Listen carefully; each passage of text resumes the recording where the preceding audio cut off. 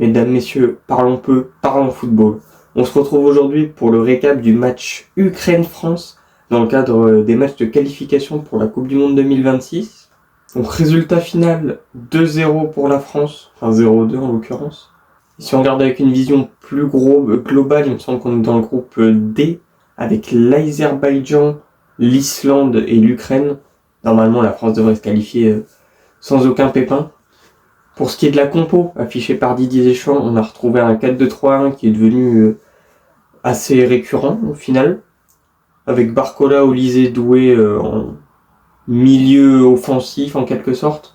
Olysée qui jouait en 10, qui a fait un bon match, mais je reviendrai sur les joueurs juste après, et Mbappé en pointe. On a vu un joueur titulaire, moi, que j'aime bien, qu'on voit pas souvent, c'est Lucas Digne, que j'aime beaucoup le profil de ce joueur. Je trouve qu'il fait des bons matchs en plus en équipe de France.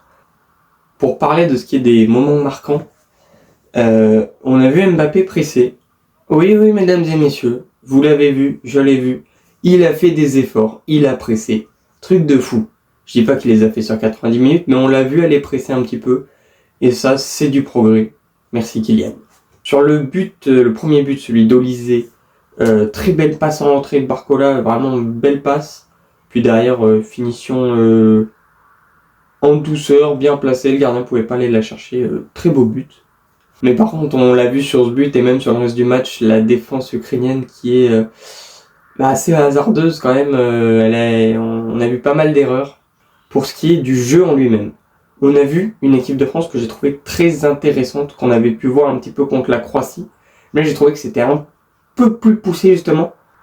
Vraiment une équipe de France avec un pressing haut. Ça monte à 3 pratiquement sur le porteur de balle systématiquement. On a vu beaucoup de récupération de balles portées par ce pressing vraiment efficace. La défense également, même si pour moi ça a globalement toujours été le cas, très solide. Upamecano, Konaté, Lucas Digne, Koundé, rien à redire.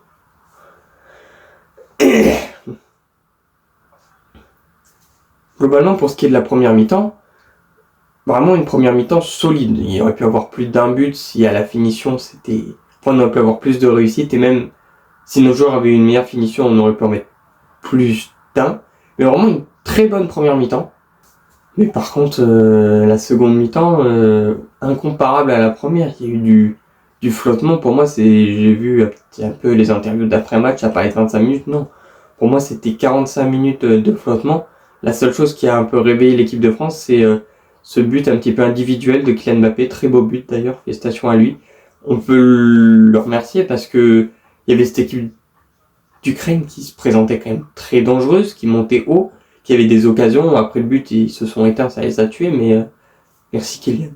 Donc en somme, heureusement que Kylian Mbappé était là pour soulager cette équipe de France. Il y a un très beau but d'ailleurs. Si vous ne l'avez pas vu, je vous incite à aller le voir. Qui, contrairement aux autres, il a réussi à finir parce que moi j'ai vu trop de gâchis là. Vraiment, j'ai trouvé ça... Enfin bref. Il n'y a pas grand chose à dire sur ce match, donc je vais dès maintenant passer au MVP. Je sais pas qui a été élu MVP. Je sais pas du tout honnêtement, mais moi je mettrais soit Michael Olise qui a fait une très belle performance, soit Kylian Mbappé pour son but entre guillemets salvateur, même si je préfère mettre Olise que Mbappé. Ou Manu Koné, très gros match au milieu de terrain, faut le reconnaître, très solide tout au long du match. Il pourrait très bien aussi être MVP. En conclusion, on a vu quand même Doué, Dembélé se blesser, ce qui est bien dommage pour l'équipe de France et le PSG également. Mais Doué, normalement, c'est pas très grave. Dembélé, je n'en sais rien du tout. Globalement, une victoire sans trop la manière. La première mi-temps, j'ai rien à dire. Mais le match, faut le diviser en 2 temps. La première mi-temps, la deuxième mi-temps. Parce que vraiment, c'est pas le même match sur les deux. Une première mi-temps très solide de l'équipe de France, une deuxième beaucoup moins. En somme, une victoire sans trop la manière à la DD finalement.